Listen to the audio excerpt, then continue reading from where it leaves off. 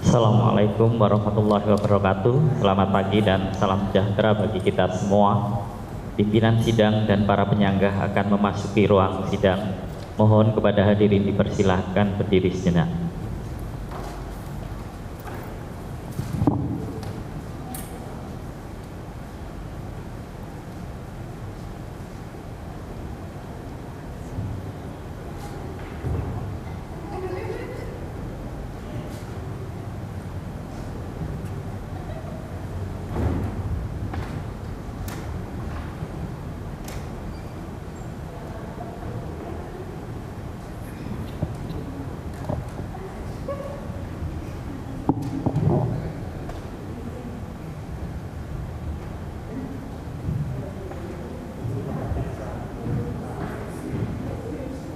Hadirin dipersilahkan duduk kembali.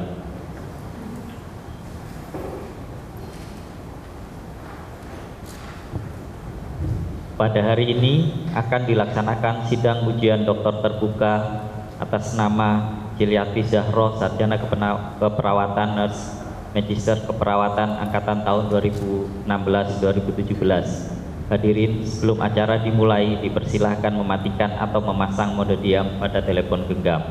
Selanjutnya, sidang ujian doktor terbuka yang terhormat kami serahkan kepada pimpinan sidang.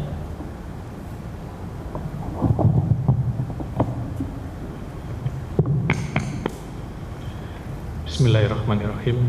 Assalamualaikum warahmatullahi wabarakatuh. Selamat pagi, salam sejahtera untuk kita semuanya. Terima kasih Pak Isom. Pertama-tama adalah kita panjatkan puji syukur kehadirat Allah Subhanahu wa taala yang telah memberikan rahmat-Nya, kesehatan dan kemampuan kita untuk mensyukuri apa yang sudah kita dapat hari ini sehingga bisa hadir dalam acara yang berbahagia ujian doktor terbuka dari Promovenda Giliati Zahro S.Kep NS M.Kep. Yang kedua, semoga salawat salam senantiasa terlimpahkan pada junjungan kita Nabi Muhammad SAW, keluarga, sahabat dan pengikutnya hingga akhir zaman. Yang saya hormati promotor Profesor Dr. Iketut Sudiana, Dr. Andes MSI, ko-promotor Profesor Dr. Ahmad Yusuf, S.Kep MKes, Profesor Dr. Insinyur Komariatus Solihah, AMD HIP ST MKes IPU ASEAN Eng. Ngapunten kalau salah bacanya, Prof. Panjang sekali gelar beliau. Yang saya hormati Profesor Kajung Marijan, Dr. Andes MA PhD, Bapak Warek 1 Indonesia. Ini Pak Wareknya di sini, tapi Pak Rektor. Apunten Pak Rektor.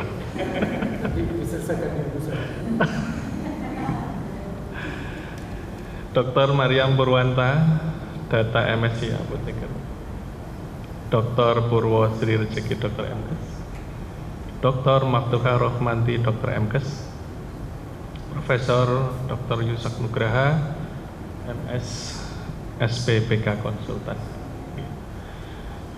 dan para undangan akademik. Ini saya sebutkan senior-senior saya semua di sini. Mohon izin, Profesor Dr. Insinyur Ahmad Yazidi M.Eng, Magister Engineering, Rektor UNSA, Profesor Dr. Mulyadi, Spesialis Paru, Konsultan, dan para undangan akademik yang saya lihat di sini, para pimpinan dan struktural di UNUSA dan di lembaga yang lainnya. Pada sidang ujian dokter terbuka atas nama Promovenda Giliati Zahro S.Kep NS M.Kep, mahasiswa angkatan tahun 2016-2017 telah menempuh ujian akhir tertutup dan dinyatakan lulus. Untuk itu, Promovenda diperbolehkan menempuh ujian akhir terbuka di hadapan penyangga dan undangan akademik. Seorang dokter selain dapat menghasilkan disertasi dengan benar dan handal, juga harus dapat mempertahankan disertasi tersebut terhadap berbagai sanggahan. Untuk itu, perlu dilaksanakan ujian akhir terbuka di hadapan para penyangga dan undangan akademik. Para penyangga serta promotor dan kopromotor dalam ujian akhir terbuka ini dimohon memberikan penilaian mengenai 1. Alur pikir ilmiah Promovenda dalam mempertahankan disertasi terhadap berbagai sanggahan. 2. Sumbangan terhadap bidang ilmu dan atau nilai penerapannya. Jawaban pertanyaan dari para undangan akademik dapat sebagai bahan pertimbangan penilaian. Penilaian panitia ujian dokter terbuka ini akan dijadikan dasar penetapan predikat doktor, yaitu predikat memuaskan nilai akhir 3,00 hingga 3,40, predikat sangat memuaskan 3,41 hingga 3,74, predikat dengan pujian atau cum laude 3,75 hingga 4,00. Khusus dengan untuk predikat dengan pujian sesuai dengan pedoman pendidikan Universitas Airlangga dengan masa studi tidak lebih dari 4 tahun dan telah publish 1 jurnal internasional. Tanpa mengurangi hak para penyangga dan undangan akademik, maka seyogyanya sidang ini tidak menjadi ajang diskusi mengenai materi dan analisis statistik disertasi yang telah diputuskan dan disetujui oleh panitia ujian akhir tertutup. Karena banyak penanya yang ingin menggunakan kesempatan ini, maka saya mohon kesediaan saudara penanya, baik penyangga maupun undangan akademik, untuk membatasi waktu dan jumlah pertanyaan, maksimal 2 pertanyaan, sehingga diharapkan semua penanya mendapat kesempatan. Promovenda diminta memasuki ruang ujian.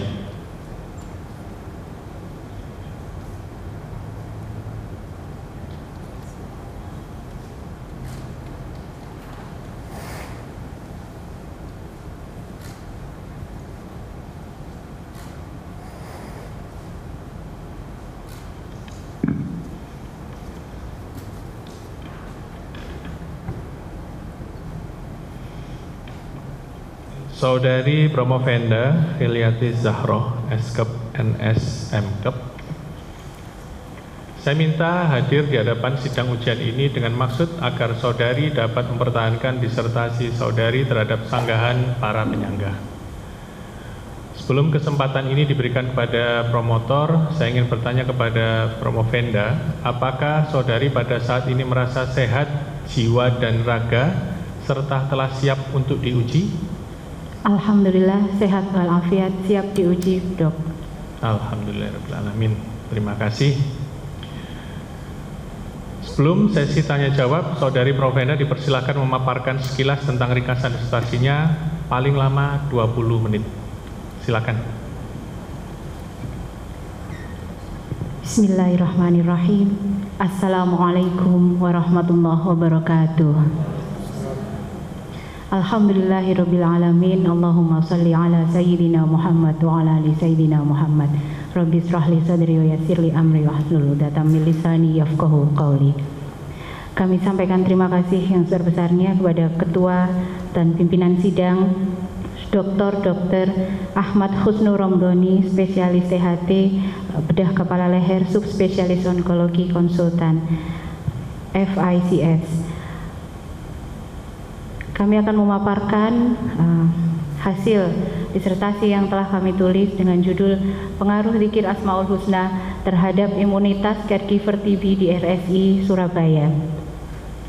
Dengan Dewan Penguji yang pertama, promotor kami Profesor Dr. Iketut Sudiana, Dr. Andes Master Science, dan co-promotor kami Profesor Dr. Ahmad Yusuf, SKP Magister Kesehatan, Profesor Komariatus Soliha, Sarjana Teknik Master Kesehatan, International Professional, Insinyur Profesional Utama, ASEAN Engineer, Profesor Hadi Kacung Marijan, Dr. Andes MA PhD, Dr. Mariam Purwanta Dokteranda, Master Science Apoteker, Dr. Purwosri Rezeki, Dokter Master Kesehatan, Dr. Maftuhah Rohmanti, Dokter Master Kesehatan, dan Profesor Dr. Yusak Nugraha, Dokter Master Science Spesialis Patologi Klinik Konsultan. Adapun latar belakang pada penelitian kami, Yang pertama adalah dasar hukum. Mengapa saya mengambil Asmaul Husna adalah di sini berdasarkan surat Al-A'raf 180 dalam Al-Quran yang berbunyi, dan Allah lah yang memiliki Asmaul Husna, hendaklah berdoa dengan menyebut namanya. Dan kemudian diperkuat oleh Quran surat Al-Isra ayat 110, serulah nama Allah dengan nama yang mana saja, artinya dengan nama yang kita butuhkan sesuai dengan kebutuhan kita. Masalah atau problem mapping pada penelitian kami adalah yang pertama, Indonesia berada di peringkat kedua untuk kasus TB sedunia, dan insiden TB naik 17% dan mortalitas TB juga naik 60% di tahun 2022.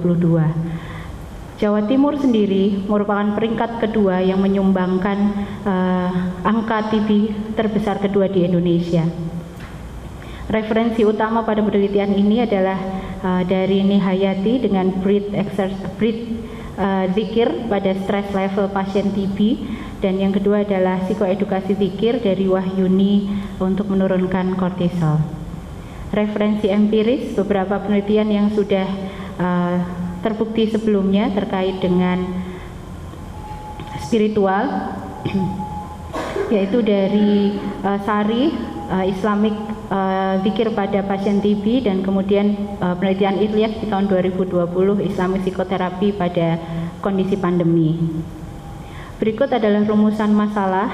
Ada 6 rumusan masalah pada penelitian ini. Yang pertama, pengaruh zikir Asmaul Husna terhadap penurunan stres caregiver TB, dengan tujuan nanti menganalisis pengaruh zikir Asmaul Husna terhadap penurunan stres caregiver TB. Yang kedua, apakah ada pengaruh zikir Asmaul Husna menurunkan kadar kortisol caregiver TB? Tujuannya menganalisis pengaruh zikir Asmaul Husna dalam penurunan kadar kortisol caregiver TB. Yang ketiga, apakah ada pengaruh zikir Asmaul Husna terhadap peningkatan kadar interferon gamma caregiver TB, dengan tujuan menganalisis pengaruh zikir Asmaul Husna untuk meningkatkan kadar interferon gamma caregiver TB. Rumusan masalah yang keempat adalah apakah ada pengaruh zikir Asmaul Husna dalam peningkatan kadar superoksid dismutase caregiver TB, dengan tujuan menganalisis pengaruh zikir Asmaul Husna dalam peningkatan kadar SOD caregiver TB. Yang kelima, apakah ada pengaruh zikir Asmaul Husna dalam meningkatkan protein NRAM1 caregiver TB, dengan tujuan menganalisis pengaruh zikir Asmaul Husna dalam meningkatkan protein NRAM1 caregiver TB. Dan yang terakhir, rumusan masalah yang keenam adalah bagaimana mekanisme zikir Asmaul Husna terhadap peningkatan imunitas caregiver TB, dengan tujuan menjelaskan mekanisme zikir Asmaul Husna terhadap peningkatan imunitas caregiver TB. Tinjauan pustaka kami bagi menjadi 2, tinjauan teoritis dan tinjauan empiris. Berikut adalah kerangka konseptual dalam penelitian kami. Zikir Asmaul Husna yang diberikan kepada caregiver TB, artinya caregiver TB di sini adalah orang yang merawat TB di rumah. Beliau sebagai responden melafalkan dan mendengarkan. Zikir yang diucapkan harus terdengar oleh telinganya sendiri. Jadi ada penerimaan oleh indera pendengaran yang diolah oleh organ pendengaran, kemudian masuk ke lobus temporalis, dan disitulah ada proses persepsi. Setelah diolah oleh persepsi di otak, maka terjadilah respon psikologis, yakni dalam menurunkan stres. Harapan kami setelah diberikan zikir, stresnya menurun, dan dari jalur respon biologis ada aktivitas dari hipotalamus dan hipofise anterior sehingga menstimulasi korteks adrenal dan induksi kortisol menurun. Hal tersebut menyebabkan perasaan tenang dan nyaman bagi responden. Perasaan tersebut akan mengaktifasi T helper 1 sehingga akan juga mempengaruhi makrofag dan interferon gamma. Interferon gamma di sini akan mengaktifkan makrofag untuk menginduksi ROS. Disinilah peran dari makrofag sebagai fagosit. Pada saat ROS-nya tinggi, ROS ini akan dia akan membunuh dengan efektif apabila kadarnya tidak terlalu tinggi, karena pada saat ROS tinggi akan terjadi stres oksidatif pada makrofag. Maka diperlukan scavenger yang dalam hal ini adalah SOD. SOD, superoksidismutase, meregulasi ROS agar secara efektif bisa membunuh kuman TB. Dalam sisi lain, protein NRAM juga akan terinduksi akibat interferon gamma naik. Fungsi dari protein NRAM adalah mengikat Fe, sehingga Mycobacterium tuberculosis kekurangan Fe dan dapat mudah dibunuh oleh sistem ROS. Metodologi pada penelitian ini desainnya adalah kuantitatif dengan kuasi eksperimen pre-post-test control group design. Besar sampel kami gunakan rumus Lemaître menggunakan sampel min 2 sampel min dan dapatkan masing-masing kelompok 16 responden. Dengan kriteria inklusi bersedia menjadi responden beragama Islam, dewasa, serumah dengan penderita TB dan menjadi pengawas minum obat. Variabel pada penelitian ini adalah skala stres yang diukur dengan stress scale dari depresi anxiety stress scale, kemudian ada variabel kortisol, interferon gamma, SOD dan NRAM1 dengan menggunakan pemeriksaan darah. Analisis data yang kami gunakan adalah uji beda, t-test, Wilcoxon, independent t-test, dan Mann-Whitney. Sedangkan untuk uji mekanisme menggunakan uji korelasi. Hasil dan pembahasan. Tujuan khusus dari penelitian ini yang pertama adalah zikir mempengaruhi akan menurunkan stres responden. Metode yang kami gunakan kuesioner sebagai instrumen dengan hasil p-value 0,001. Pembahasannya adalah skor stres dari responden turun setelah dilakukan zikir Asmaul Husna. Zikir Asmaul Husna menjadikan kondisi rileks yang berdampak pada ketenangan pikiran, hati, dan jiwa, sehingga stres setelah diberi perlakuan dapat menurun. Tujuan khusus yang kedua, zikir terhadap kortisol. Metode yang digunakan adalah ELISA, Enzyme Link Immunosorbent Assay, dengan hasil p-value 0,003. Pembahasan kortisol responden turun setelah diberikan zikir Asmaul Husna. Penurunan kortisol masih dalam batas normal, sehingga di sini peran dari modulasi respon imun bekerja. Tujuan khusus yang ketiga, zikir terhadap interferon gamma, diukur dengan metode ELISA dan didapatkan hasil p-value 0,042. Interferon gamma responden meningkat setelah dilakukan zikir Asmaul Husna. Interferon gamma meningkatkan aktivasi makrofag untuk meningkatkan fagositosis dan aktivitas mikrobicidal. Yang keempat, zikir terhadap SOD. Diukur dengan metode ELISA dengan hasil p-value 0,000. SOD responden meningkat setelah dilakukan zikir Asmaul Husna. SOD dapat meregulasi ROS yang tinggi di dalam sel sehingga sel tidak mengalami stres oksidatif. Yang kelima, zikir terhadap NRAM1 diukur dengan metode ELISA dan didapatkan hasil p-value 0,006. Dengan pembahasan, NRAM1 responden meningkat setelah zikir Asmaul Husna. NRAM1 meningkatkan penggunaan zat besi, di mana zat besi adalah unsur utama untuk pertumbuhan TB, sehingga kompetisi dari besi dimenangkan oleh NRAM1 dan MTB mudah dibunuh. Berikut ini adalah mekanisme analisis jalur dari zikir Asmaul Husna. Yang pertama dari jalur stres didapatkan p-value 0,043 dan hubungannya kuat hubungannya kuat dengan arah negatif. Jadi kalau zikir dilakukan lebih sering dan lebih banyak, maka stresnya akan turun. Demikian juga untuk kortisol, hubungannya signifikan dan sangat kuat. Ketika stres turun, maka kortisol akan turun. Pada interferon gamma, pada saat kondisi kortisol turun, maka interferon gamma akan naik, dan kondisi ini akan menginduksi SOD untuk naik dan NRAM1 juga naik. Saya menyampaikan bahwa responden tetap melaksanakan zikir setelah pengambilan data. Jadi kami follow up kembali setelah pengambilan data selesai dilakukan. Zikir dilakukan sendiri oleh responden.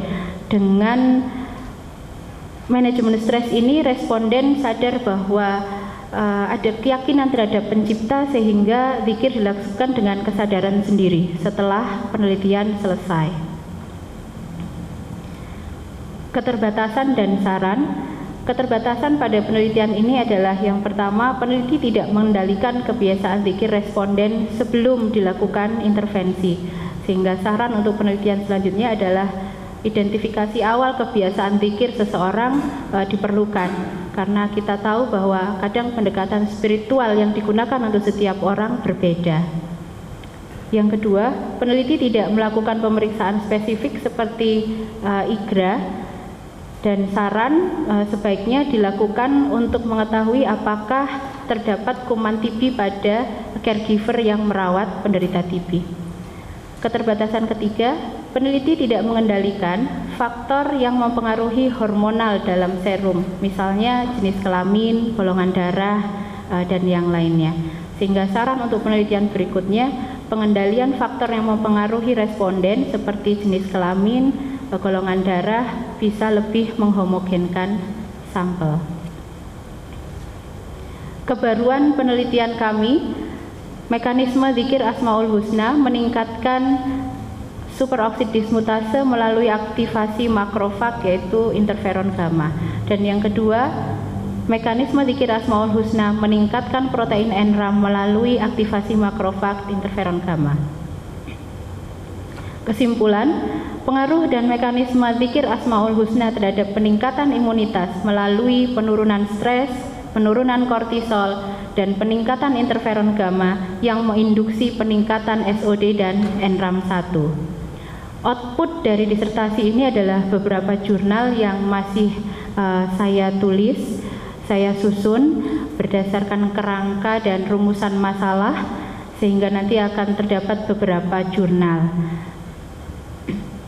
Karena berdiri di sini adalah cita-cita saya, dan semoga juga takdir dari Allah dan pangestu panjenengan semua, saya bisa menambah ilmu yang lebih manfaat, menambah kemaslahatan umat, terutama mendidik anak-anak, dan menjadi bekal untuk kehidupan di akhirat kelak. Jazakumullah khairan katsir, wallahul muwaffiq ila aqwamit thoriq. Assalamualaikum warahmatullahi wabarakatuh. Waalaikumsalam warahmatullahi wabarakatuh. Silakan kalau mau minum dulu atau puasa. Baik, setelah dibacakan presentasi terkait dengan disertasi Promovenda, saya persilahkan Saudara Promotor Profesor Dr. Ike Sudiana, Dr. Andes MSI, berikan kesempatan pertama untuk menyampaikan pertanyaan atau sanggahan. Silakan, Prof. Terima kasih pimpinan sidang, Dr. Ramdhani. Ini Dr. Cilatis, ya. Memang di dalam penelitian ini saudara mengalami beberapa kendala, ya, yang sangat berat karena penelitian melalui suatu kondisi pandemik, ya. Untuk kontak dengan pasien itu sangat sulit, ya. Oke. Kalau kita lihat dari penelitian saudara, tadi ada suatu penemuan di mana pengaruh daripada zikir Asmaul Husna terhadap mekanisme melalui penurunan stres, kortisol, dan peningkatan interferon gamma, SOD, dan NRAM. Nah, pertanyaannya, dari variabel tersebut, kira-kira yang mana yang paling berperan di dalam menghancurkan TB. Ya. Kemudian pertanyaan berikutnya, dari temuan saudara, nanti apa saudara yang sarankan, yang perlu sarankan pada profesi saudara maupun pada masyarakat atau yang merawat pasien di rumah, yang mendampingi merawat pasien di rumah. Terima kasih. Terima kasih kami sampaikan kepada Profesor Dr. Iketut Sudiana, Dr. Andes Master Science. Beliau adalah promotor. Terima kasih Prof atas bimbingan dan doa yang selama ini diberikan kepada saya. Yang pertama, dari hasil penelitian yang paling berperan ya Prof. Yang paling berperan adalah NRAM1, karena NRAM1 mengikat Fe, di mana Fe adalah unsur utama yang digunakan oleh Mycobacterium untuk hidup dan diikat oleh NRAM sehingga kompetisi dimenangkan oleh NRAM1 dan MTB mudah dihancurkan oleh sistem ROS. Untuk pertanyaan yang kedua, saran untuk profesi dan keluarga. Yang pertama adalah penata laksanaan TB membutuhkan waktu yang tidak sebentar, maka dukungan keluarga juga sangat dibutuhkan untuk merawat penderita, terutama di rumah, sehingga keluarga juga perlu dibekali hal-hal untuk pencegahan penularan, terutama dari individunya. Dari sini kami mengangkat untuk kebutuhan spiritual yang ditingkatkan sehingga bisa meningkatkan imunitas dan tidak mudah tertular. Yang kedua, untuk profesi keperawatan, kita bisa diharapkan perawat bisa melibatkan optimalisasi peran keluarga dalam penanganan TB sehingga penularan dapat dicegah dan angka kesakitan TB dan kematian dari TB dapat turun. Demikian yang dapat saya jawab, Prof. Ya, terima kasih. Saya puas dengan jawaban saudara. Saya kembalikan waktunya pada pimpinan sidang. Ya, terima kasih, Pak Putut. Selanjutnya, untuk kesempatan kedua, dipersilahkan Profesor Dr. Ahmad Yusuf, SKP, MKes untuk memberikan pertanyaan dan sanggahan. Silakan, Prof. Yusuf. Matur pimpinan sidang. Mbak Titi, selamat ya. Sudah sampai di hadapan para penguji semuanya. Diuji oleh 20 orang. Mbak Titi setelah membuktikan hasil dari pengaruh zikir terhadap imunitas. Ini luar biasa. Banyak orang yang bertanya, kok iso sih zikir aja bisa meningkatkan imunitas? Pertanyaan saya, bagaimana mekanismenya Mbak Titi? Tadi kan sudah terkait dengan interleukin dan sebagainya. Nah sekarang bagaimana dari proses zikir bisa meningkatkan imunitas? Itu yang pertama.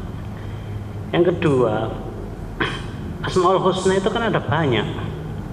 Yang paling cocok untuk kasus-kasus tertentu atau yang sudah dicoba Mbak Titi untuk orang-orang caregivernya TB,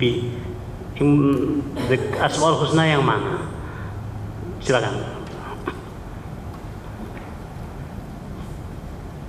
Baik, terima kasih Profesor Dr. Ahmad Yusuf, SKP Master Kesehatan. Beliau adalah co-promotor kami. Yang pertama, hasil proses zikir, bagaimana proses zikir dapat meningkatkan imunitas. Jadi berdasarkan dari apa yang saya pelajari bahwa Al-Quran itu, kebenaran Al-Quran adalah nyata.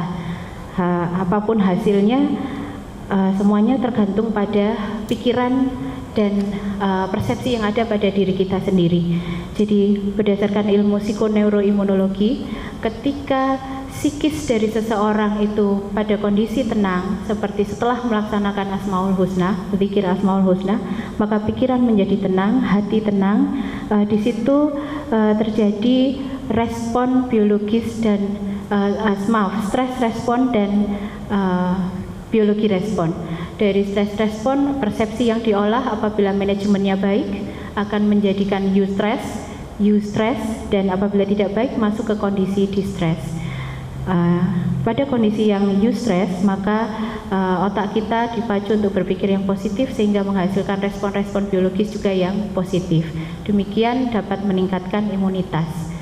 Yang kedua, Asmaul Husna memang ada 99.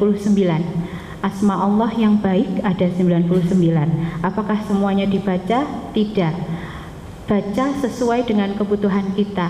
Dalam hal ini yang kami gunakan adalah Ya Rahman, Ya Rahim, Ya Fatah, Ya Alim, Ya Rozak, Ya Wahhab, Ya Qawiyu, Ya Matin. Jadi ada 8. Penekanannya adalah Allah sayang kepada saya, Allah mencurahkan kasih sayang kepada saya, termasuk juga memberikan ujian kepada saya berupa saudara yang sakit, dan yang terakhir memohon kekuatan agar mampu membentengi diri sendiri tidak tertular dan mampu merawat keluarga yang sakit. Demikian, Prof. Baik, dan sudah terbukti ya dari 8 pilihan Asmaul Husna itu bisa membuat orang menjadi tenang ya. Nah, orang menjadi tenang itu adalah mekanisme stres persepsi. Sebenarnya yang terpenting bagi kita itu adalah membangun stres persepsi yang positif. Kalau stres persepsi yang positif, maka akan diikuti stres respon dengan berbagai macam pengelolaan hormonal yang akhirnya menuju ke imunitas. Itu akan berubah ikut positif. Selama ini kita orang awam mesti gak usah dipikir-pikir, mikir sing baik-baik aja. Di situ sebenarnya kuncinya. Cuma sekarang kita sudah mulai bisa membuktikan, oh ternyata kalau stres persepsi, prasangka kita kepada Tuhan itu baik, maka akan diikuti stres respon yang baik sehingga imunitasnya akan meningkat. Nah, pilihan 8 dari Asmaul Husna itu ritualnya Mbak Titis. Sehingga kalau seandainya ingin hasil riset yang bagus ini dikembangkan untuk orang umum termasuk orang yang beragama lain, itu sebenarnya yang terpenting membangun keyakinannya sampai di persepsi yang positif. Soal cara kan beda-beda, setiap orang bisa macam-macam kan ya, sehingga hasil karya terbaik dari peneliti-peneliti muda ini yang bisa dikembangkan ternyata bisa dipakai oleh semua orang.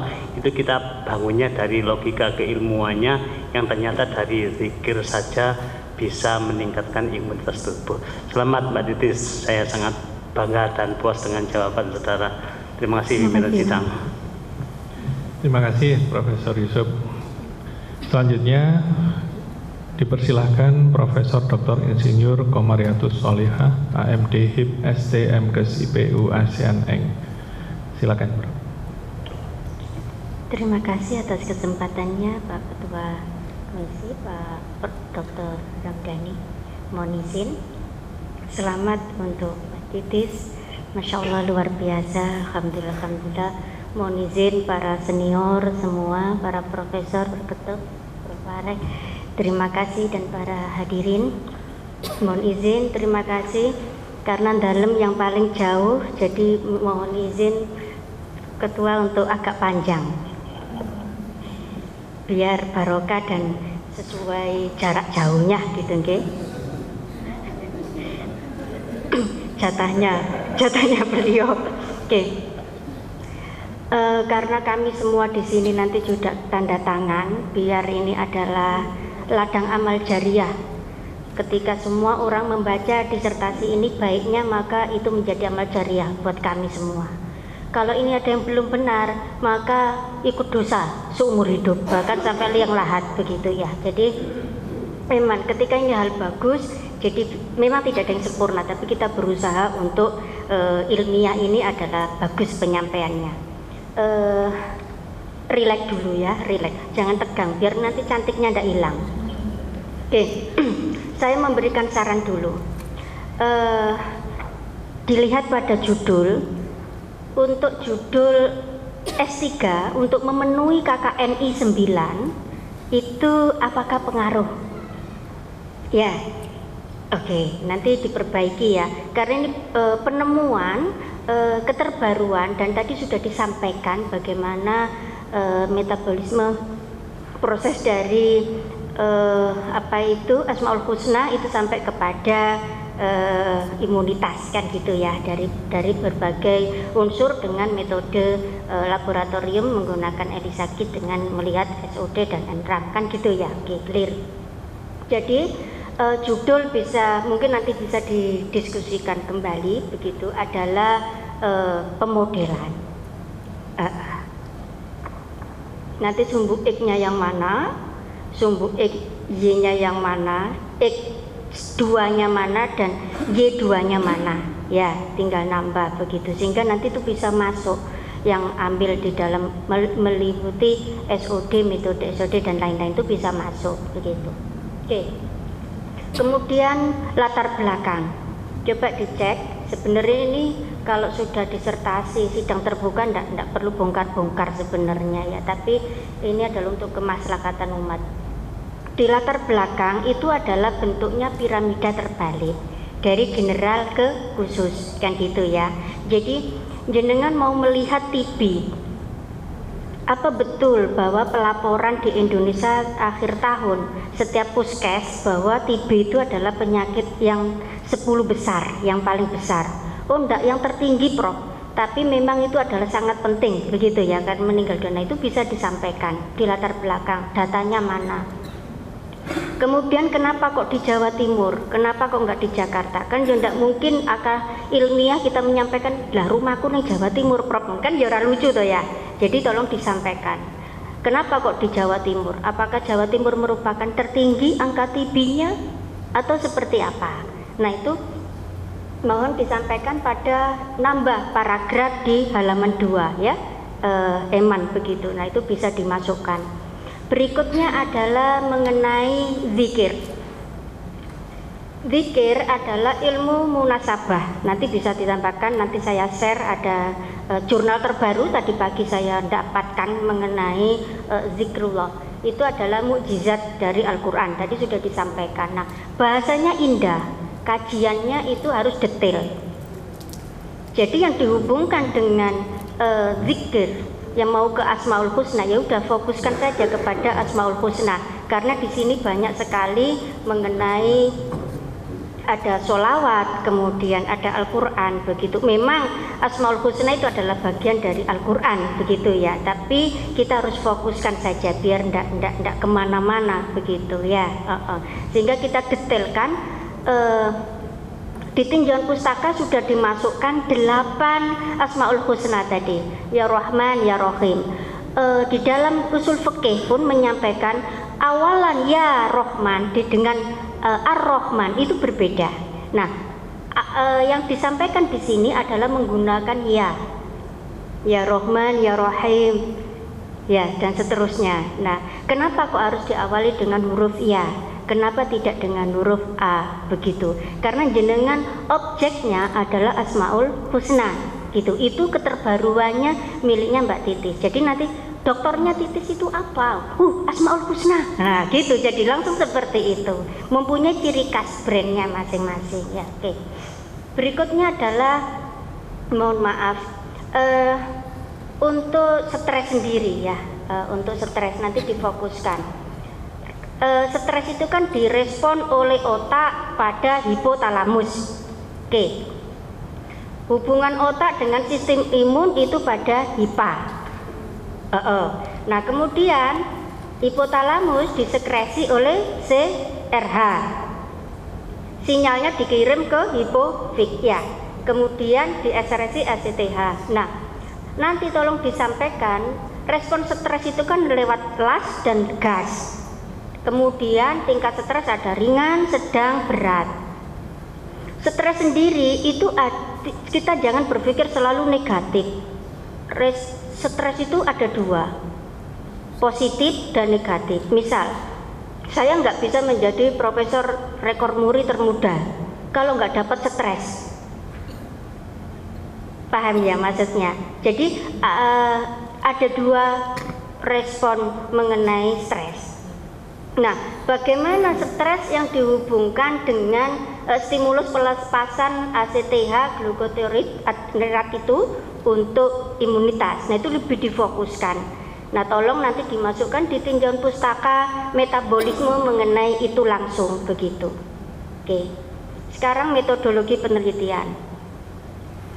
Kalau metodologi penelitiannya adalah di sini belum disampaikan antara laki dan perempuan yang keluarganya itu akan rancu hormon kortisolnya. Misalkan istrinya sudah menopause, akan berbeda dengan anaknya yang perempuan masih menstruasi. Kemudian anaknya yang laki dengan anaknya yang perempuan juga akan berbeda.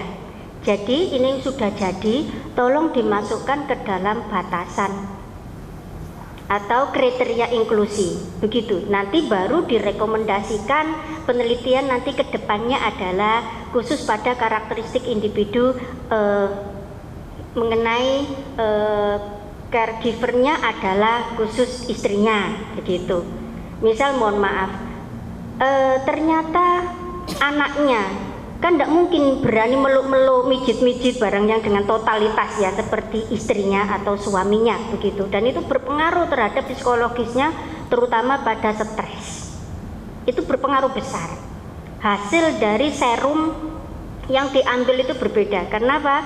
Karena saya juga penelitian mengenai ini, begitu ya. Oke, clear.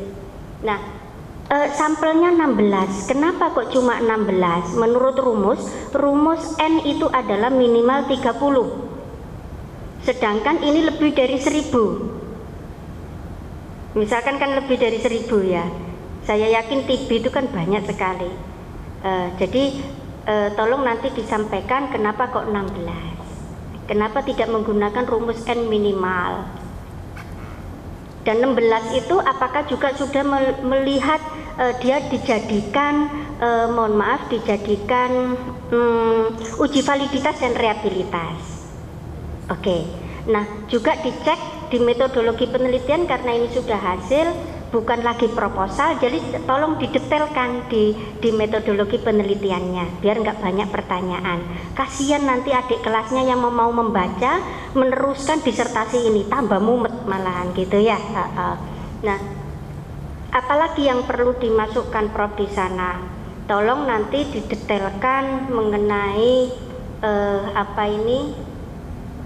kenapa kok harus purpose sampling. Ya, terus kemudian kenapa kok di rumah? Di dalam perlakuan selama berapa hari? 11 hari. Oke, 11 hari. Apakah itu merupakan 11 hari? Lalu ngurus saya stres. Mohon maaf kalau Islamnya abangan ya.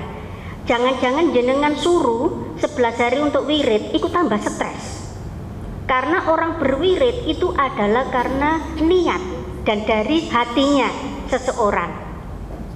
Bukan Bu, mohon maaf, jenengan tak jadikan sampel wirito yo 11 hari ngono. Ada nggak yang mengawasi di rumah? Nah, kenapa kok tidak yang MRS? Pasien yang di rumah sakit begitu. Nah, itu juga tolong didetailkan. Biar nanti ada yang melanjutkan penelitian ini begitu ya, dengan metode yang berbeda gitu. Kemudian hasil dan pembahasan karena perlakuannya tidak diawasi begitu, perlakuannya tidak diawasi tidak apa-apa, itu merupakan keterbatasan dari penelitian, itu malah bagus disampaikan saja. Nah, di hasil akhirnya sedikit, ini hanya hasil dan pembahasan sedikit, yang banyak adalah mohon maaf, lampirannya. Padahal di tinjauan pustaka masih banyak yang harus digali. Hasil adalah hasil lab laboratorium itu saja dari SOD, Entran, atau juga ada wawancara, sesi wawancara. Mohon disampaikan. Dari hasil saja, Prof. Nah, harusnya ada wawancara, sesi wawancara. Ya, wawancara kepada keluarganya. Apakah itu benar-benar stres dia? Jangan-jangan malah, oh ini ladang amal saya. Karena merawat orang tua adalah ladang amal jariah kami sebagai anak yang berbakti. Kita kan tidak tahu ya. Nah, justru itu. Jadi saya maklum sehingga pembahasannya tidak luas begitu. Harusnya ada sesi wawancara untuk menyesuaikan dari hasil laboratoriumnya begitu. Oke ya. Oke, pertanyaan saya. Sudah rileks ya. Insya Allah ini sudah detail sekali. Untuk yang teknis sudah saya tulis di sini bahwa bahasa Inggrisnya adalah bentuk lampau karena sudah dilakukan penelitian. Itu juga sudah saya detailkan di sini. Nanti diperbaiki ya. Oke. Pertanyaan saya, dari keterbaruan yang jenengan teliti, kira-kira untuk masyarakat jangka pendek itu apa yang bisa dilakukan? Misalkan waktu bilang dalik tetangga saya ada yang TB, terus keluarganya ada yang stres. Bagaimana saya mengemukakan secara ilmiahnya? Monggo disampaikan. Berdasarkan keterbaruan penelitian ini, untuk masyarakat manfaatnya dalam jangka pendek begitu nih, Bro. Jadi dalam jangka pendek ini insya Allah sudah terbentuk modul untuk zikir Asmaul Husna yang bisa kami sampaikan misalnya dalam pengabdian masyarakat bersama tim misalnya begitu, dan berikutnya bisa menjalin kerjasama juga dengan rumah sakit tempat kami penelitian dengan Rumah Sakit Islam Surabaya untuk menjadikan modul ini tambahan intervensi komplementer untuk keluarga penderita TB. Demikian. Oke, alhamdulillah. Jurnal kemarin terkendala jurnal ya. Oke. Coba dicek di halaman 5 rumusan masalah. Karena KKNI 9 bukan lagi pengaruh tapi analisis ya, nanti analisis. Dari 6 itu sebenarnya yang nomor 6 rumusan itu nanti sudah pemodelan. Kemudian yang nomor 5 itu nanti adalah mekanisme. Gitu ya. 6 pangkat 6 ini sudah bisa menjadi 36 jurnal. Karena tadi ada modul bisa nanti dipatenkan, kemudian dihakikan dan bikin buku. Jadi kalau sudah doktor itu harus insya Allah profesor, begitu ya. Amin. Itu adalah totalitas motivasi untuk keluarga juga ya. Alhamdulillah, terima kasih penyanyi sidang. Saya puas sekali dengan jawabannya. Terima kasih.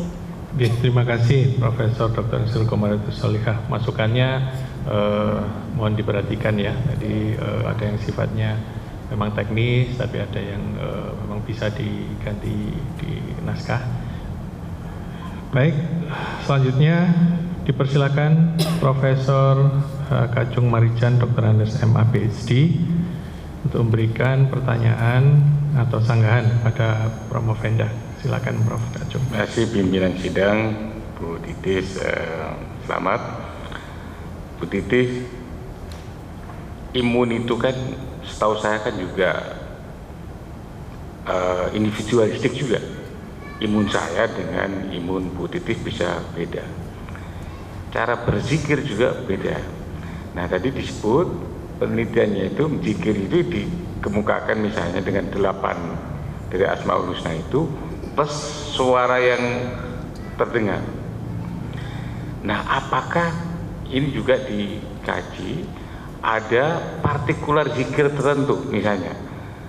Kalau saya sholat malam itu lebih suka malam hari dan lampunya remang-remang. Saya lebih suka begitu daripada kalau lampu terbuka terang itu kurang sreg gitu ya. Nah, ada juga orang zikirnya itu dengan suara yang nggak terdengar, yang syir. Nah, apakah ini juga diteliti misalnya? Tadi kan disebut semakin banyak zikir semakin tenang. Nah, apakah misalkan kalau semakin banyak makan kan kemplokan, apakah seperti itu kan? Malah nggak tenang, apakah seperti itu? Silakan. Terima kasih. Kami sampaikan Profesor Haji Kacung Marijan Dr. Andes MA PhD. Beliau juga sebagai Warek 1 di UNOSA. Terima kasih Prof berkenan menjadi penyanggah pada pagi hari ini. Jadi kalau saya istilahkan dari pernyataan Prof Kacung tadi, overdosis zikir gitu ya Bro, kelempokan. Okay. Jadi imun memang individual dan cara zikir juga berbeda. Dan ditambah lagi ada keyakinan dalam diri seseorang yang perlu dibangun sebelumnya. Jadi ketika seseorang begini maksud saya, ada pemaknaan dan keyakinan yang di dalam hati seseorang itu sehingga terbentuk juga kondisi yang eustress. Jadi pada setting zikir kami tidak mengatur ya Prof, tapi pada waktu pelaksanaannya itu diatur setelah subuh. Ada yang dibaca pun kami tentukan dan dibaca dengan dilafalkan sampai terdengar oleh telinganya sendiri minimal. Kenapa harus didengar oleh telinganya sendiri?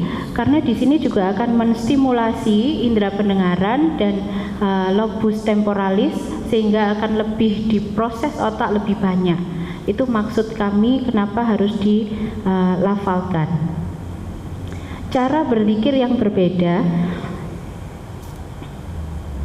Kalau dari yang dibaca kan sama, ada 8 Asmaul Husna yang kami tekankan di situ untuk memohon kekuatan agar bisa merawat keluarganya.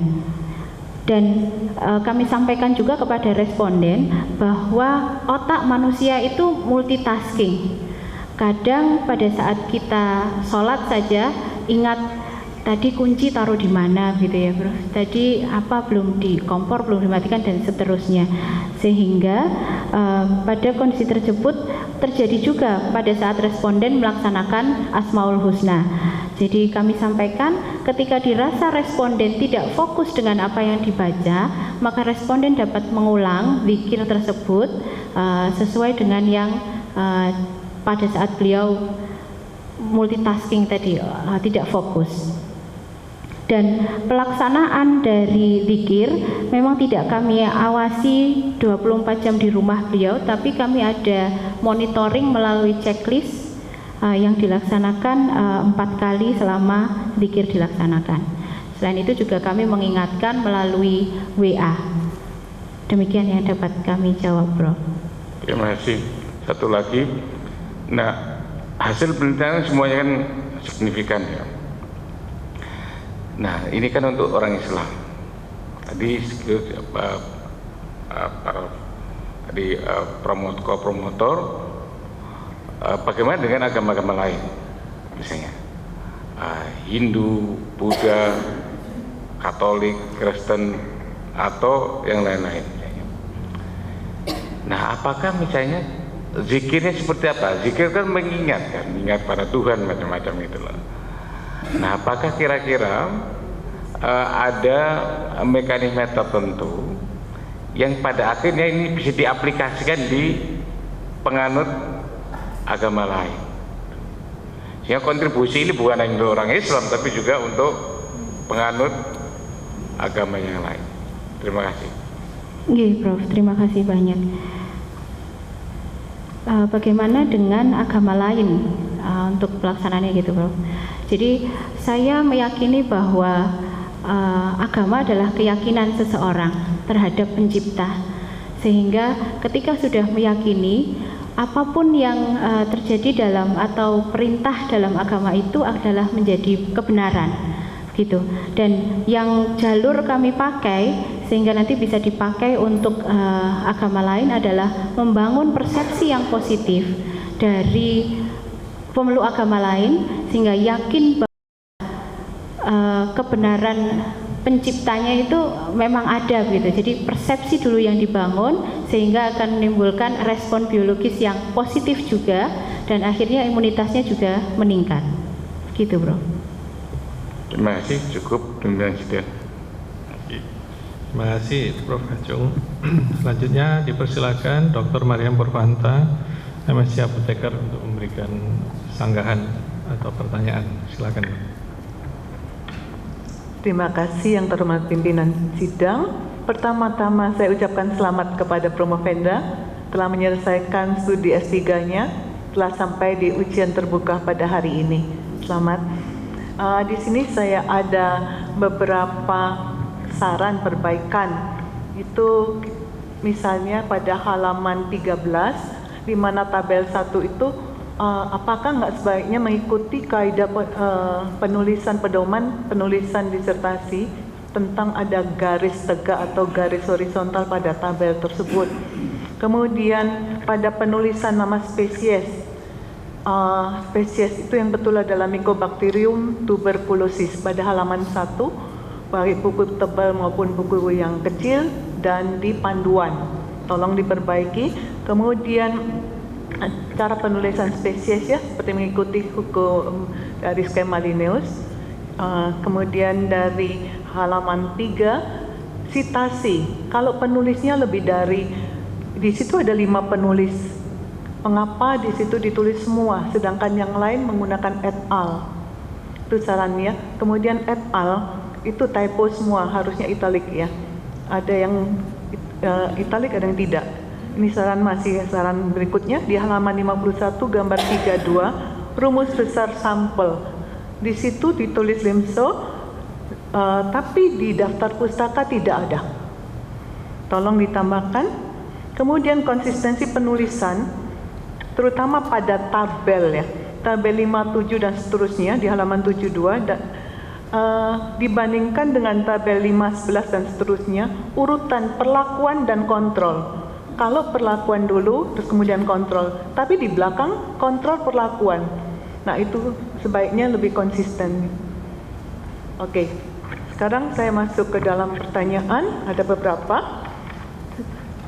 Di halaman 9, populasi semua caregiver TB yang sedang mendapatkan terapi di Rumah Sakit Islam. Saya mau menanyakan apakah caregiver itu juga mendapatkan terapi? Kemudian hal ini berkaitan dengan masuknya kelompok perlakuan dan kontrol. Kalau perlakuan memang dikerjakan di rumah 11 hari berturut-turut. Sedangkan kelompok kontrol itu, apakah kelompok kontrol itu juga hadir di Rumah Sakit Islam karena perlakuan yang diberikan adalah doa pagi dan siang, kemudian ada PKMRS yang dilakukan seminggu hanya sekali. Apakah caregiver itu juga hadir di situ? Kemudian saya akan menanyakan pada halaman 16, pengukuran kadar kortisol dan parameter yang lain, pengambilan sampel darah didasarkan atas pertimbangan waktu sekresi sirkadian kortisol, yaitu sebelum pukul 7. Sedangkan pada halaman 13, pada variabel antara yang nomor 2, kortisol, kolom 3, dilakukan pukul 7 sampai pukul 9. Di situ kemudian ada lagi definisi pada halaman 53 atau buku kecil ini halaman 11. Di situ ada hubungan dengan penderita TB. Rumah Fenda hanya memasukkan istri dan anak. Apakah tidak memungkinkan suami, saudara, tetangga? Tuh. Oke, sekian cukup dari saya.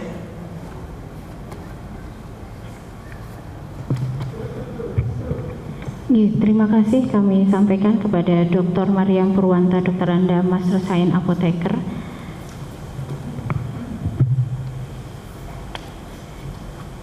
Terima kasih atas saran dan akan kami perbaiki dalam naskah berikutnya. Yang pertanyaan pertama, populasi semua caregiver.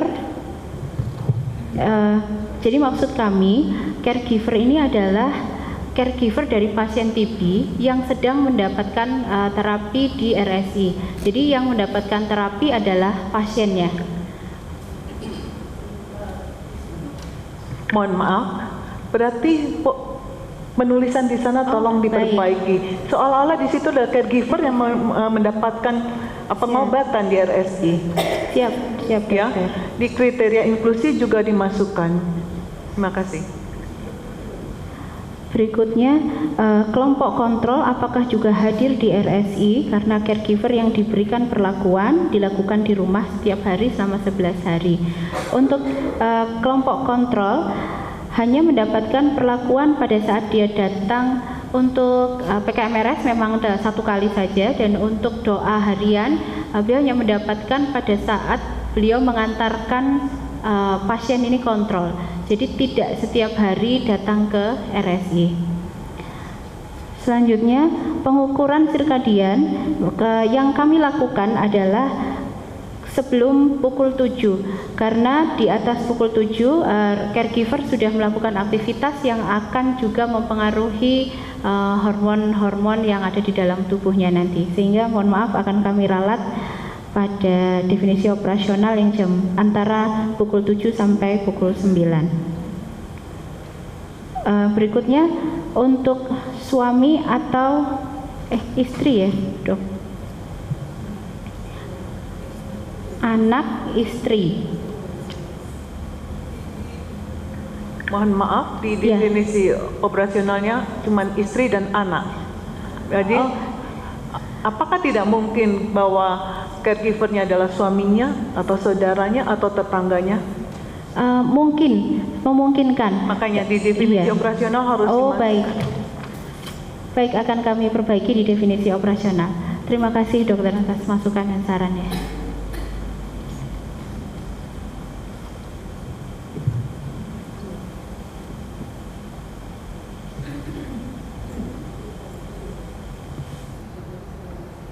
Saya kira masih banyak, belum. Iya. Nanti aja kalau ini di luar ya. Baik, selanjutnya dipersilakan Dr. Purwosri Rezeki, Dr. MKes untuk memberikan sanggahan atau pertanyaan pada Promovenda. Silakan Dr. Purwo. Baik. Assalamualaikum warahmatullahi wabarakatuh. Terima kasih Dr. Rondoni sebagai pimpinan sidang. Pertama-tama saya ucapkan selamat dulu buat Bu Titis karena sudah sampai pada tahapan akhir untuk pendidikan yang tertinggi pula ya. Jadi selepas ini kalau misalnya ada mau belajar lagi berarti hukumnya sunnah ya. Karena yang terakhirnya sudah di ini kan. Sebelum saya menyampaikan pertanyaan saya, mungkin saya juga memberikan sedikit masukan ya buat panjenengan.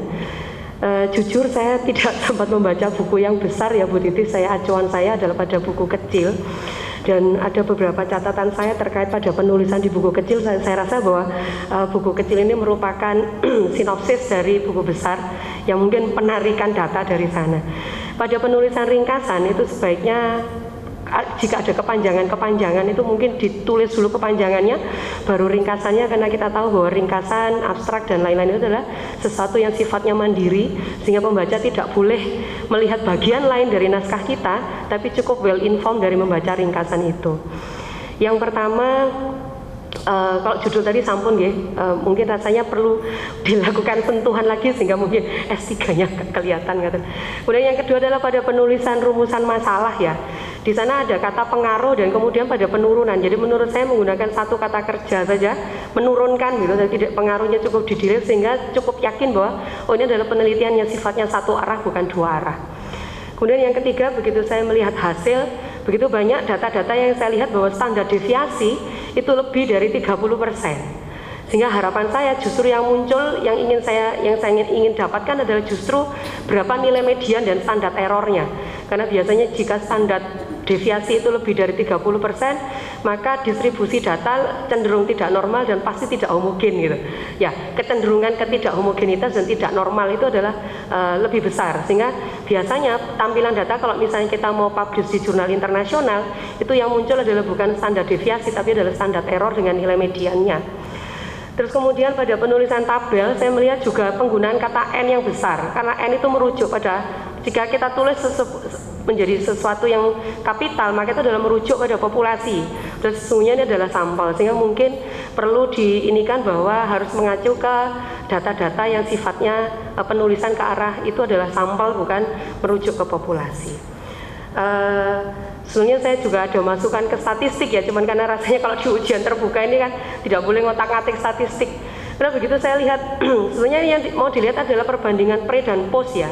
Jadi sesungguhnya kan memang yang dibutuhkan adalah membandingkan antara data yang saling pairing, maka mungkin kan yang dibutuhkan pertitas atau uji non parametrik jika uji normalitasnya tidak berdistribusi normal. Tapi sebenarnya uji homogenitas kan tidak dibutuhkan.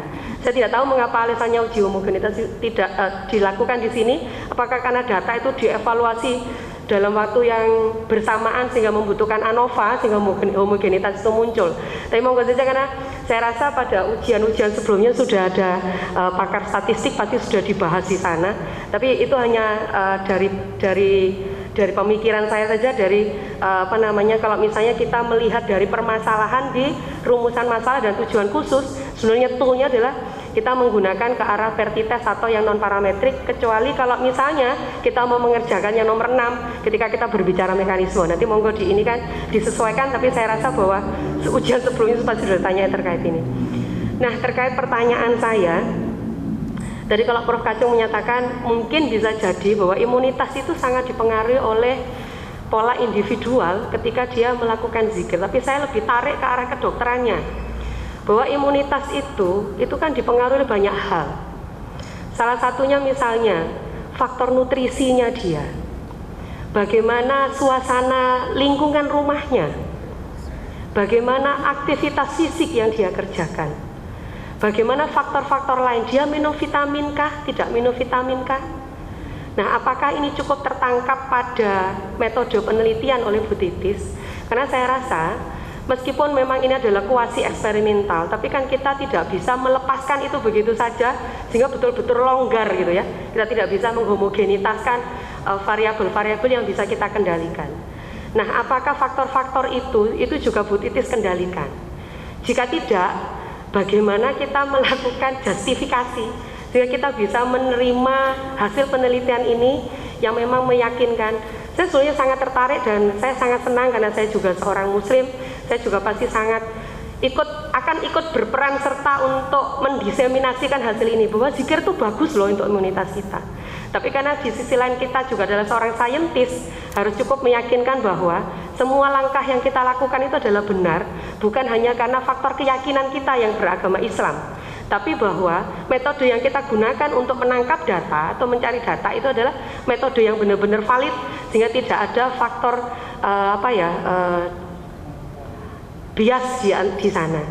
Itu yang pertama. Kemudian yang kedua adalah saya tertarik dengan intervensi itu dilakukan dalam waktu 11 hari. Mengapa cuma 11 hari? Scientific reasoning apakah yang mendasari penggunaan waktu yang cuma 11 hari ini gitu ya? Karena biasanya kalau Islam itu kalau enggak 7 gitu atau berapa biasanya kalau dalam Islam itu biasanya 7, 39, 33 gitu ya. Sehingga ini pemilihan 11 itu berdasarkan apa? Pasti kan ada scientific reasoning yang pasti digunakan. Sebenarnya banyak yang saya tanya cuma kata dibatasi ya Pak Wadek. Matur nuwun nggih. Terima kasih kami sampaikan kepada Dr. Purwosri Rezeki, Dokter Master Kesehatan. Terima kasih atas saran yang disampaikan, nanti kami perbaiki pada naskah. Pertanyaan, untuk faktor yang mempengaruhi imunitas dalam penelitian kami tidak dikendalikan sebegitu ketatnya begitu dokter. Jadi pada kriteria inklusi yang kami masukkan adalah tidak memiliki penyakit diabetes mellitus atau asma dan tidak sedang menerima steroid begitu. Jadi bagaimana menjustifikasi bahwa hasil ini tidak bias, ngoten ya dokter. Dengan tidak kami kendalikan itu, kami masukkan dalam keterbatasan, tapi hasil-hasil yang lain dalam pelaksanaannya kami benar-benar memantau responden dalam pelaksanaan zikir yang dilakukan. Jadi setiap pagi kami cek melalui WA, kalau tidak pada saat kunjungan, jadi kami cek pada WA kabar, kemudian melakukan zikir, checklistnya bisa ditunjukkan melalui video atau foto yang dikirim kepada kami. Demikian pengendalian dalam pelaksanaan zikir yang kami lakukan. Mohon maaf, boleh menyela ya. Apakah Bu Titis pada waktu itu mengeluarkan satu statement begini misalnya, katakanlah nutrisinya tidak dilakukan, tidak dikendalikan. Apakah Bu Titis pernah mengatakan kepada responden bahwa tidak boleh ada perubahan makanan dari sebelumnya, tidak boleh ada perubahan aktivitas dari sebelumnya? Artinya gini, kalau sebelumnya tidak minum imbus ya pada saat pas zikir ya enggak boleh minum imbus gitu. Misalnya ini salah satu contoh. Yang sebelumnya makannya yang biasa-biasa, terus habis itu enggak boleh yang makan telur atau dagingnya yang banyak. Artinya tidak boleh ada perubahan Sehingga memang kita yakin ketika ada delta di sana, yang berjalan itu adalah karena memang nutrisi yang lain tidak bisa kita compare antara satu responden dengan lain, tapi bahwa pada responden itu tidak ada sesuatu yang berubah kecuali hanya faktor zikir. Apakah ada statement itu? Pada saat sebelum penelitian? Betul. Tidak ada.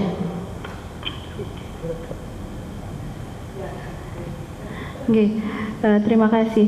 Untuk pertanyaan kedua, mengapa 11 hari kami ambil atau beracu pada penelitian sebelumnya yang dilaksanakan selama 3 hari, 7 hari, dan 10 hari. Di situ adalah dasar untuk perubahan molekuler yang paling kecil, yaitu kortisol.